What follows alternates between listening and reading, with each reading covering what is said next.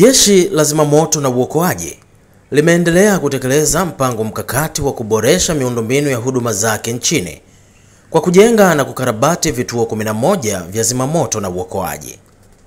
Hatua hii ni sehemu ya juhudi endelevu za serikali kuhakikisha huduma za uokoaji na uzimaji moto zinawafikia wananchi kwa haraka, ufanisi na usalama mkubwa zaidi.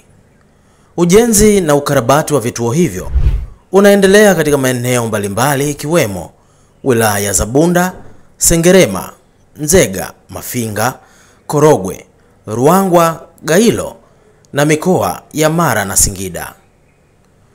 Kwa ujumla, huduma za zimamoto na uokoaji zimeleta mabadiliko makubwa katika jamii, zikijenga imani na kuimarisha uhusiano kati ya wananchi na jeshi hilo, sambamba na kuokoa maisha na mali za Watanzania wengi.